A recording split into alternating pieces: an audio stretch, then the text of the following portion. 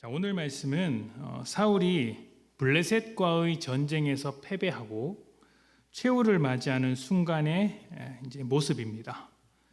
모두가 잘 알고 있는 것처럼 이제 사울은 다윗과 비교했을 때 성공한 왕으로 평가받지는 않습니다. 초반에는 괜찮은 모습도 보여준 것 같지만 얼마 지나지 않아서 순종하지 않는 모습, 잘못된 모습들을 많이 보여주게 되죠. 물론 다윗이라고 다 잘한 것은 아니죠. 사울이나 다윗이나 잘못하기는 비슷비슷합니다. 그리고 우리의 기준으로 볼 때 더 잘못한 사람을 따져보자면 다윗이 훨씬 더 잘못한 게 크죠. 이것은 뭐 둘 다 죄인이기 때문이죠. 죄인으로서 하나님의 은혜가 없이는 잘못된 길로 갈 수밖에 없는 존재들이라는 것을 이 두 왕을 통해서 또 보여주는 것입니다. 다만 차이가 있다면 하나님께 어떻게 반응하고 있느냐 하는 것입니다. 사울은 사무엘이 죄를 지적했을 때 자기를 변호하기에 바빴습니다. 자기의 죄를 고백하지 않고 이러저러한 형편 때문에 어쩔 수 없었다라는 식으로 자꾸 변호하기에 바빴죠. 하나님을 인정하지 않았고 왕이라는 자리를 지키기에만 급급했던 것입니다. 그래서 나중에는 그 왕의 자리를 끝까지 붙들고 하나님의 말씀을 거절하는 지경까지 갑니다. 하나님께서 다윗에게 왕위를 주셨다라고 했음에도 불구하고 그것을 인정하지 않죠. 다윗은 어떻습니까? 다윗은 나단 선지자가 그 죄를 고발했을 때 하나님 앞에서 울면서 철저하게 회개했습니다. 어떻게 반응하느냐, 이 차이가 이제 이 두 왕의 운명을 결정지었다고 할 수도 있겠습니다. 결국 이 두 사람의 차이는 자기의 인생을 통해서 무엇을 증명하고 싶었는가 하는 것에 그것으로 정리해 볼 수 있습니다. 사울은 자신을 지키면서 자신을 증명하고 싶었기 때문에 그 왕이라는 자리를 놓칠 수가 없었죠. 잘하는 것 같다가도 결정적일 땐 돌아서는 것입니다. 하나님보다 왕이라는 자리가 훨씬 더 소중하고 그 왕을 지키기 위해선 하나님을 얼마든지 버릴 수 있었죠. 반면 다윗은 사울과 비슷한 면이 많지만 그래도 끝끝내 하나님을 놓지는 않습니다. 자신을 증명하는 것이 아니라 자신을 이끌고 가시는 하나님을 증명하는 인생으로 살아가는 것이죠. 굴곡이 많고 실수가 많지만 끝내 하나님을 증명하는 인생이 되는 것입니다. 그래서 마지막 유언에 하나님께서 나를 이렇게 여기까지 인도하셨다라는 고백을 하지 않습니까?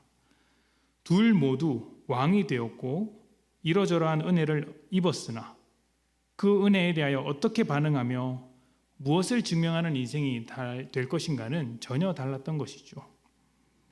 사울의 인생은 제사보다 순종이 낫다는 말로 정리할 수 있는데 오늘 이 죽음의 순간에서도 그러한 평가가 어떻게 사울의 인생 가운데 있었는지 살펴볼 수 있습니다. 함께 보도록 하겠습니다. 자, 블레셋과의 전투에서 크게 패배한 사울이 화살을 맞고 치명상을 입었어요. 그리고 더 이상 도망갈 수 없는 지경에 이르렀습니다. 이미 그 전투에서 3명의 아들이 죽었습니다. 요나단을 비롯해서 3명의 아들이 죽고 이제 자신도 화살에 맞고 더 이상 도망갈 수 없는, 그래서 블레셋 사람들에게 잡혀서 죽을 위기에 이제 처하게 된 것이죠. 얼마나 낙담했겠습니까? 그래서 내가 죽을 지경이 되었구나, 이제 정말 죽겠구나라는 심정을 받아들이는데 나름대로 명예롭게 죽고 싶었던 것 같습니다. 4절부터 6절을 보도록 하겠습니다. 31장 4절부터 6절. 그가 무기를 든 자에게 이르되 내 칼을 빼어 그것으로 나를 찌르라. 할례 받지 않은 자들이 와서 나를 찌르고 모욕할까 두려워하노라 하나 무기를 든 자가 심히 두려워하여 감히 행하지는 아니하는지라. 이에 사울이 자기의 칼을 뽑아서 그 위에 엎드러지매 무기를 든 자가 사울이 죽음을 보고 자기도 자기 칼 위에 엎드려져 그와 함께 죽으니라. 사울과 그의 세 아들과 무기를 든 자와 그의 모든 사람이 다 그날에 함께 죽었더라. 아멘. 자, 할례 받지 않은 자들이 자신을 찌르는 그런 모욕적인 일을 피하기 위해서 곁에 있는 시종에게 자신을 죽이라고 명령합니다. 당연히 안 하죠. 당연히 안 하죠. 그래서 스스로 이제 목숨을 끊습니다. 주제에서는 좀 벗어나지만 가끔 이런 질문을 받을 때가 있습니다. 안타까운 사정으로 스스로 목숨을 끊은 사람에게 구원이 있는가? 라는 질문을 들을 때가 있습니다. 특히 뭐 주변의 가족이나 먼 친척 중에서 그렇게 안타까운 선택을 하시는 분들이 계시면 답답한 마음에서라도 좀 답을 알고 싶어 하는 분들이 있습니다. 일단 이런 선택은 믿는 자가 해서는 안 되는 선택이죠. 뭐 당연하게 그렇죠. 생명의 주인은 하나님이시고 또 어떤 상황이 있을지라도 우리는 하나님께 소망을 두는 사람으로서 그 상황 가운데 버티면서 하나님의 뜻을 따라가야 할 필요가 있습니다. 그것이 이제 믿는 자로서의 최선입니다. 그런데 이런 최선의 길을 걷지 못해서 정말 안타까운 선택을 하시는 분이 없지 않아 있습니다. 뭐 정신적인 문제를 겪는 사람이 있을 수가 있고요. 또 주어진 상황이 너무 극단적이어서 그 상황에 몰려서 선택을 하시는 분도 있겠죠. 그러면 우리는 질문을 하게 됩니다. 분명히 하나님의 어떤 뜻에는 반하는 일인데 그렇게 죽은 사람에게 구원이 있을 것인가? 어떻게 생각하세요? 구원이 있을까요? 이 문제는 이렇게 생각을 해야 합니다. 구원의 문제는 우리의 행위에 달린 것이 아니라 하나님의 은혜와 믿음의 영역입니다. 단순하게 생각하시면 쉽죠. 예수를 믿으면 구원을 받습니다.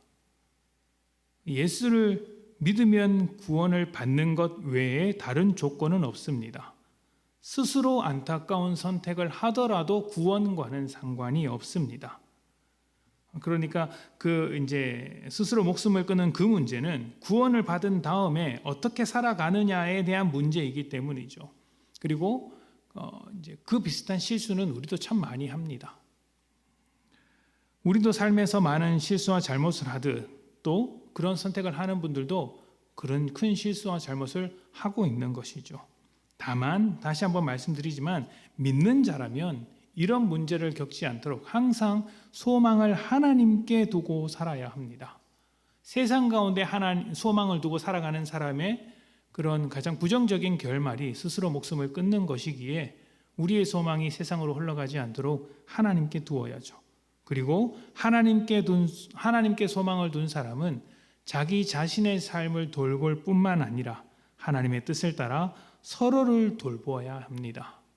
그래서 적어도 교회 안에서는 이런 소식이 들리지 않아야 하고 교회 주변에 있는 사람에게도 이런 소식이 들리지 않아야죠.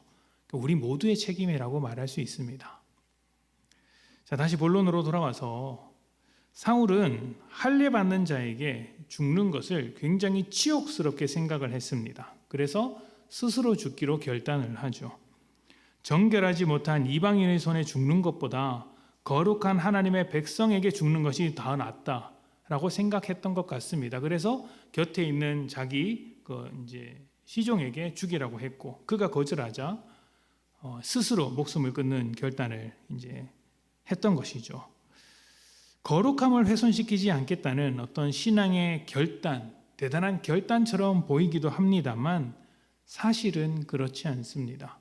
신앙이 없는 모습, 하나님을 정말 모르는 모습 중에 하나이죠.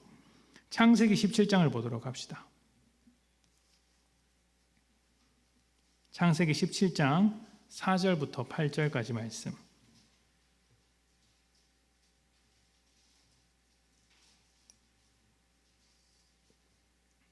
창세기 17장 4절부터 8절입니다. 우리 교독하겠습니다. 보라, 내 언약이 너와 함께 있으니 너는 여러 민족의 아버지가 될지라.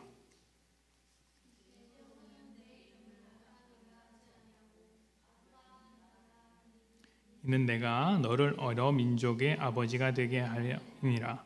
내가 너로 심히 번성하게 하리니 내가 내게서 민족들이 나게 하며 왕들이 내게로부터 나오리라.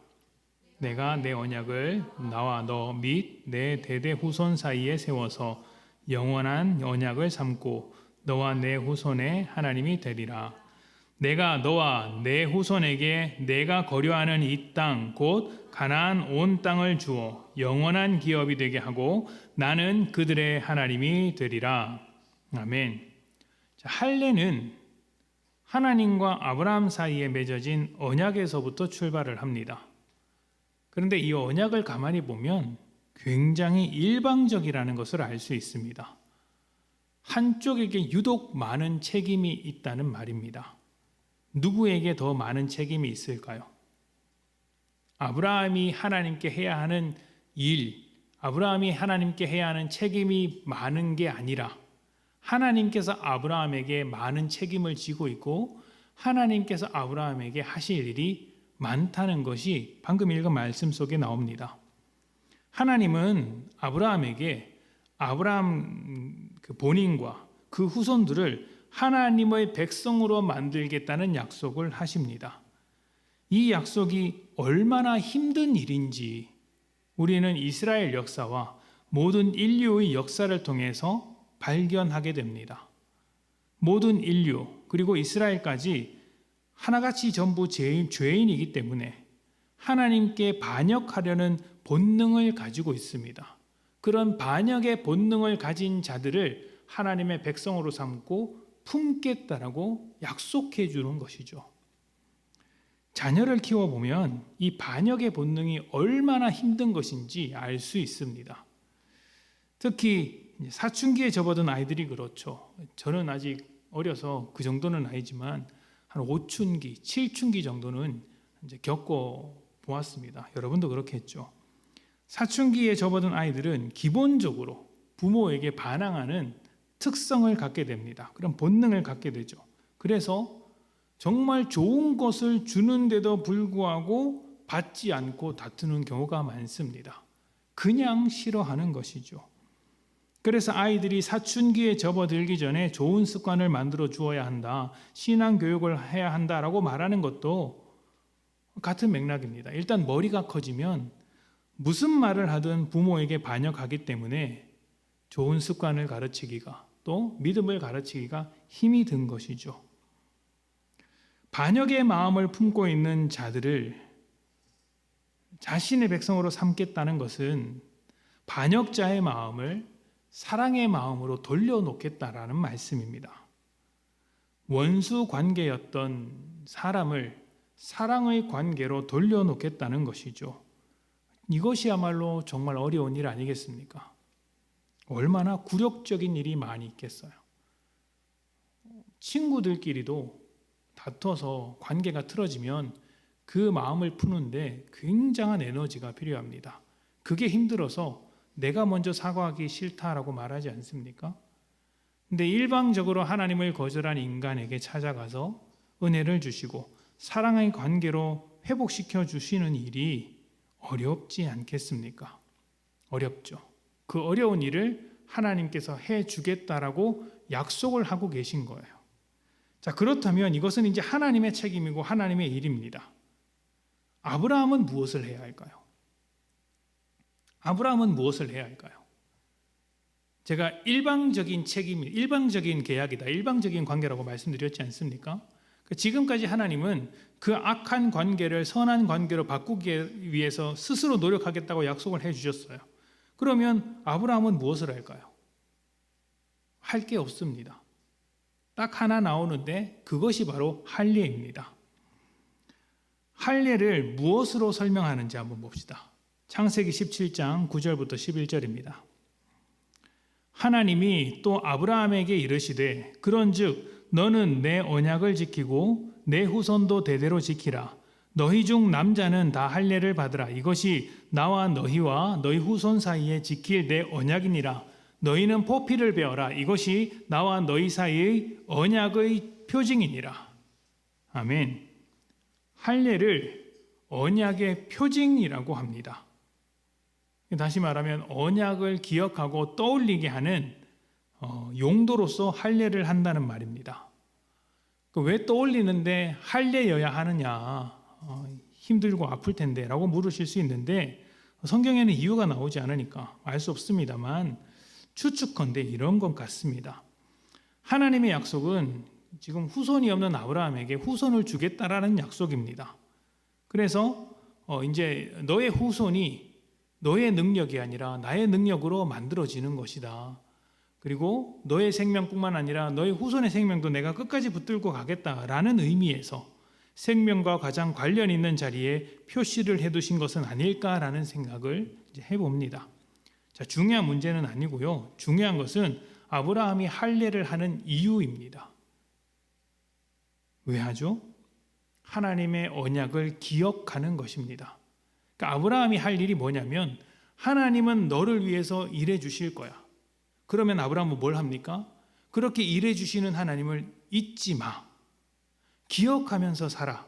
이것이 할례에 담겨 있는 뜻입니다. 하나님께서 반역과 원수의 관계에 놓여 있는 인류와의 관계를 사랑의 관계로 바꿔내시겠다고 약속하셨는데 그 약속을 받은 사람이 해야 할 일은 약속을 기억하며 살아가는 것입니다. 그 약속은 하나님께서 하실 것이니 우리는 그 약속을 받은 자로서 기억하며 살아가는 것이죠. 다시 말하면 우리라는 존재가 하나님의 열심과 노력과 사랑으로 만들어지고 있는 존재라는 것을 항상 기억하면서 살라는 것이죠. 이거 잊어서는 안 된다. 종교적인 열심으로서 할례를 하라는 것이 아니라 우리의 존재와 정체성을 잊지 말라고, 내가 너희를 위해서 계속해서 일하고 있다고, 이 점을 꼭 기억해 달라고 이제 할례를 행하라고 하시는 것입니다. 자, 이 점을 기억하고 다시 한번 사울에게로 돌아와 봅시다. 사울은 할례 받지 않는 자에게 죽는 것을 치욕스럽게 생각했습니다.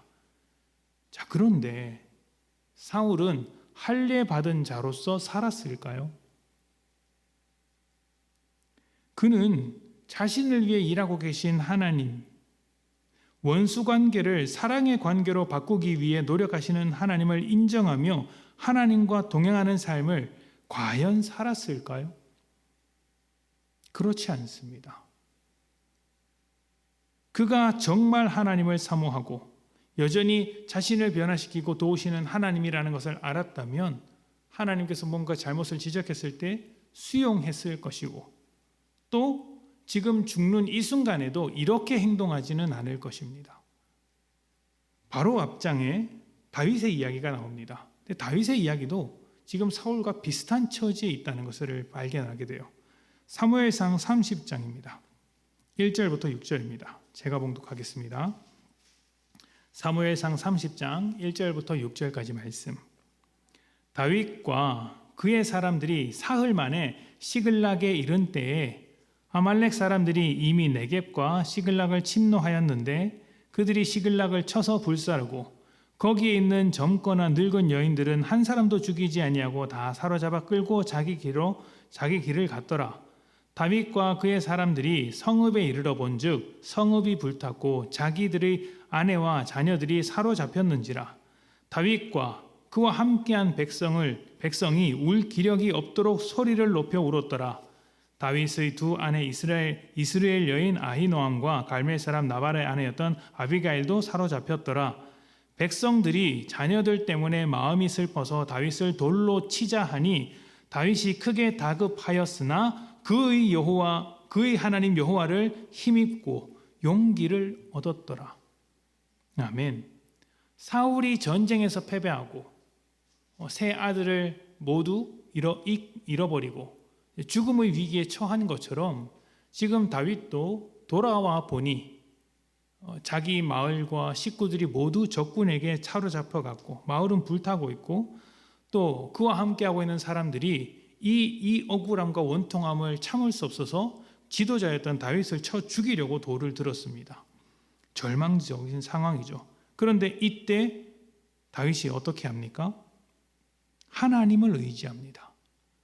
하나님을 힘입어 용기를 얻었다라고 이야기합니다. 사울이 보여주지 못하고 있는 행동이죠. 하나님을 의지했던 다윗은 전쟁의 여부를 하나님께 묻습니다. 기도한 것이죠. 그리고 승리합니다. 이 승리를 하나님께서 주신 것이라는 것을 이제 고백했기 때문에 나중에 전리품을 가지고 왔을 때 전쟁에 공을 세운 사람들이 더 많이 가져가는 것이 아니라 공을 세우지 못했더라도 하나님께서 주신 것이기 때문에 모두 공평하게 나누자라고 이야기를 합니다. 하나님의 일하심에 대해서 제대로 반응하고 있는 모습입니다. 자기의 힘과 노력이 아니라고 인정을 하며 하나님을 바라보는 것이죠. 반면 사울은 전쟁에서 패배하고 아들이 죽는 상황, 또 자신도 죽을 위기를 겪고 있으면서도 하나님을 의지하는 모습을 보여주지 않습니다. 차라리 내가 죽고 말겠다 하는 것이죠. 하나님께 왜 도와달라는 기도를 하지 않을까요? 할례를 지키면서도 하나님의 일하심을 기억하지는 않는 것입니다. 지금 자신을 여기까지 인도하시며 이스라엘 백성을 여기까지 만들어 오신 하나님의 그 존재, 살아계신 하나님의 일하심을 전혀 기억하지 않는 것이죠. 그래서 하나님을 모르는 할례 받지 못한 백성이나 할례 받았더라도 하나님의 일하심에 대하여 관심 없고 기억하지 못하는 사울이나 별반 차이는 없습니다. 똑같습니다. 할례는 자기를 드러내기 위해서, 자기 열심을 드러내기 위해서 주어진 것이 아닙니다. 얼마나 잘하는가 이런 것을 따지는 건 아무짝에도 쓸모없는 것이죠. 할례를 잘 지켜서 특별해지는 것이 아니기 때문입니다. 우리를 특별하게 하는 것은 하나님의 일하심입니다. 할례는 하나님의 그 일하심, 우리를 향한 하나님의 은혜, 원수 관계를 사랑의 관계로 바꾸어 내시는 하나님의 그 놀라운 열심, 성실하심을 기억하라고 주어진 것입니다. 그리고 그것을 잊지 말고 매 순간마다 그 하나님의 열심과 일하심 속에 우리의 인생을 맡기라는 것이죠. 그렇게 인생을 맡기지 않으면 할례 받지 않은 자와 다를 바가 무엇이며 하나님의 백성이 아닌 자들과 구별되는 점이 어디 있겠습니까? 우리가 더 열심히 하는 것들은 사실 예수 믿지 않아도 열심히 할 수 있는 것들이 많습니다. 정말 중요한 것은 나를 드러내기 위한 열심보다 하나님 앞에서 나를 굴복시켜 끌려갈 수 있는가, 내가 원하지 않는 길로 하나님 인도하실 때라도 따라갈 수 있는가, 하나님의 성실하심과 열심을 인정하면서 갈 수 있는가 하는 문제에 있는 것이죠. 순종이 중요한 이유가 바로 그 때문입니다. 순종해서 복을 받는 것이 아니라 하나님의 자녀가 되어서 하나님의 일하심 속에 있으니 그 일하심 속에 그 은혜에 순종하며 살아가는 것입니다. 순종할 수 있는 자리가 복이죠. 순종했더니 복을 받는 게 아니라 순종할 수 있는 복된 자리로 인도하시는 하나님을 신뢰하고 순종하는 것입니다. 이 차이를 이해하셔야 합니다. 복을 받기 위해서는 세상도 열심히 합니다. 그런데 우리는 그런 어떤 우리가 원하는 결과가, 복이라고 부르는 결과가 없을지라도 순종할 수 있는 자리가 복된 자리라는 것을 인정하고 하나님의 손에 이끌려 가겠다, 이렇게 고백하는 것이 하나님 자녀로서의 정체성을 지키는 것이고, 할례 받지 못한 자들 앞에서 할례 받은 자로서 사울이 보여주어야 했던 모습이었습니다. 신앙생활은 우리에게 일하시는 하나님을 기억하며 하나님을 따라가는 것입니다. 바로 여기에 우리가 일하는 것은 없기 때문에 나를 드러낼 것이 없습니다. 나를 내세울 것이 없습니다.